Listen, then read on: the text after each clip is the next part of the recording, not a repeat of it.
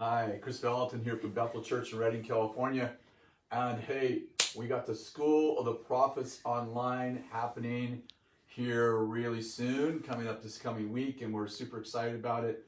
Got, I don't know how many, 700 students enrolled, so it's going to be exciting. And we want to talk a little bit today about how do prophetic people lead in a crisis.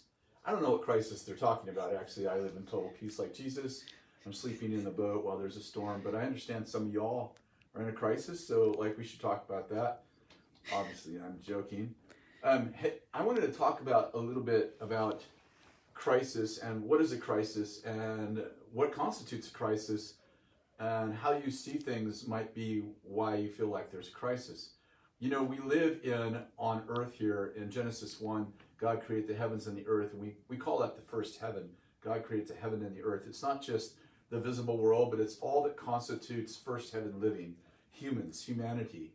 And then Ephesians chapter 6 says there's principalities and powers in heavenly places. And how many know there's no principalities and powers in God's heaven? So we have that, call that the second heaven. And Paul said, I knew a man who went to the third heaven and he saw things that were indescribable. And so we number the heavens because Paul called that the third heaven. And that's where God lives. And by the way, that's where you live too, because you've been raised up and seated in heavenly places with Christ. And we're talking about crisis.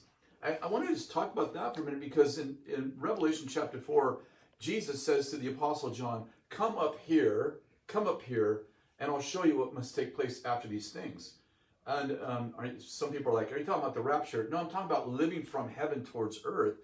And when we're living from earth towards heaven, it's like ants looking up at big people, like everything's a crisis and things are out of control. But the question is, who's initiated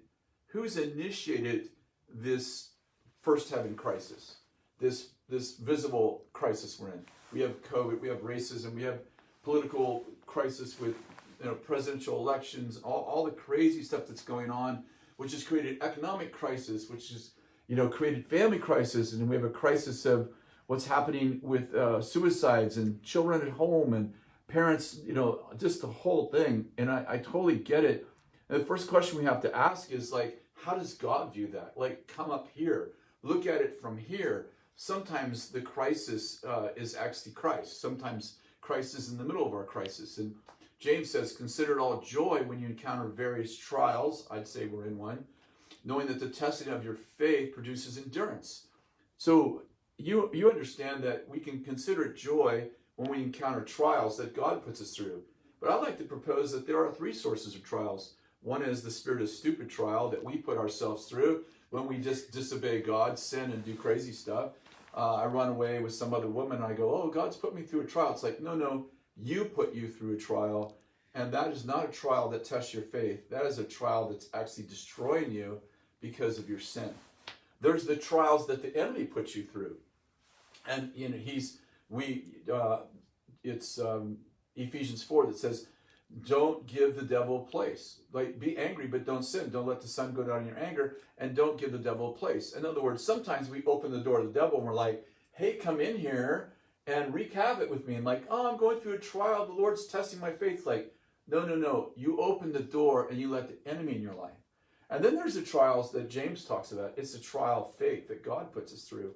It's the furnace of affliction. It's what happens between the promise and the palace. It's the process. And God has us in this process, and he's like, I'm getting you ready for the palace, because if you get around the process without getting in the palace, you can't stay in the palace because you don't have the character, you don't have the experience, you don't have the anointing to stay in the palace.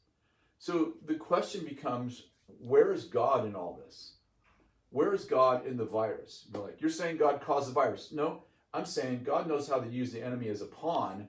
So did God know there would be a virus? Yes. Did he cause the virus? Well, there's the question. But the most important question is, he at least allowed it, because God is God. He could stop anything, which means that he has a plan. The enemy has a plan, but like Joseph said, what God meant for, what you meant for evil, God meant for good. And so how do we find God in the crisis? I'd say we have to come up here. We have to ask ourselves, what is actually happening? I'd propose that we're in a timeout. I'd propose that God is very concerned about our values. Flawlessness, drug addiction, racism, immorality is huge. We have abortion going on. We have homosexuality. We have transgenderism. I mean, we as a church, we have normalized these things. Like, we actually have embraced them. We're like, oh yeah, homosexuality, yeah, we understand that's a people group. It's like, no, actually the Bible describes that as an action that we should stay away from. Not the people, but the action. It's like, oh, you're mad at someone. No, I just teach the truth. Like, any more than I would say to an adulterer, like, you're not really doing anything wrong. You're a people group. I'm like, no, sinners, all of us, we're sinners. Like, we should all be loved. We should all be embraced. Every sinner should have a place to go. But when we normalize sin, we actually create a crisis. And I believe that God is very concerned, not about how the world views these things, because the world's the world, but how the church views these things. Like, how we embrace sin. No, we embrace sinners. Yes, Jesus hung out with sinners, but he didn't okay their sin. When the woman was caught in adultery, he said to her, like, does no one condemn you? He said, no, Lord. And he said, neither do I condemn you. Go your way and don't ever sin again. I mean, he didn't call telling her don't ever sin again condemnation. He said, I don't condemn you. Don't ever sin again. He didn't say, well, you weren't really sinning. I understand you're lonely and God understands these things. No, he said, no, don't ever sin again.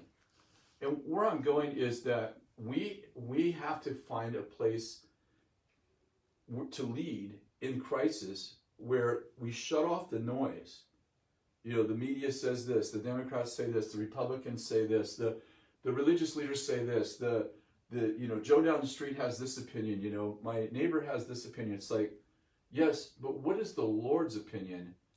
And what is the Lord bringing in this for you? Listen, if you listen to the media more than you read your Bible, there's just no way you're not going to be in crisis. There's just no way. First of all, conflict sells. Like, nobody does a movie about traffic that drives down the street normally.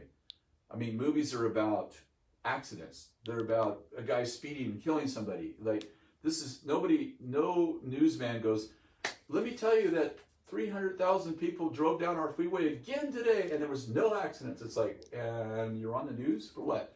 News is about a crisis. So, and when you listen to an hour of the news, you just listen to an hour of crisis, and it makes it feel like there's crisis everywhere. It's because that's the source. That's what we pay them to tell us. But if you listen to that all day long, you're like, oh, the world, the sky is falling. And then you have the prophets. You got prophetic people that they feel like their duty is to scare the bejeebers, or maybe I should say the hell out of you. Hopefully hell's leaving you. And they're like, the Lord said that the world's ending and you are all being punished. And it's like, okay, well, there may be some truth there, but how many know the Lord loves people? He loves people more than you do. He loves more people more than I do.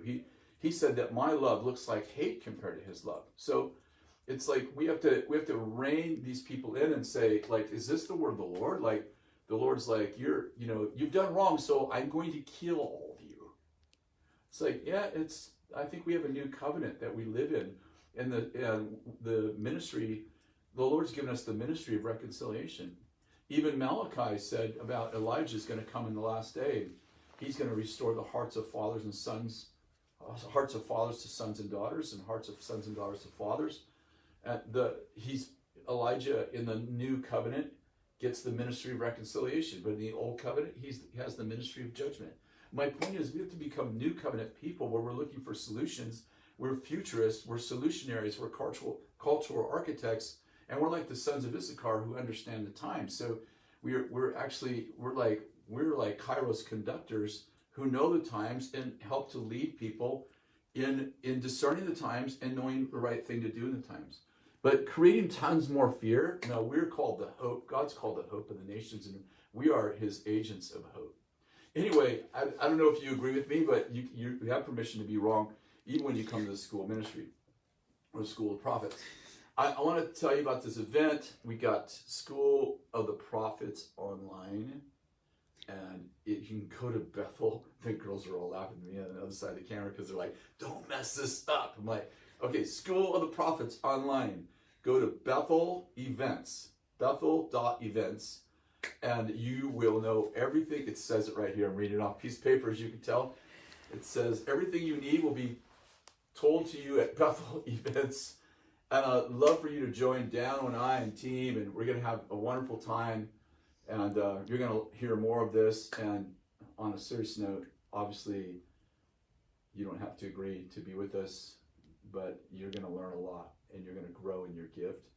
You're going to grow in the mantle God has on you. You're going to see clarification, clarity, and we just want to inspire you to be Daniels and Josephs and Esthers to a world that's in desperate, desperate, desperate need.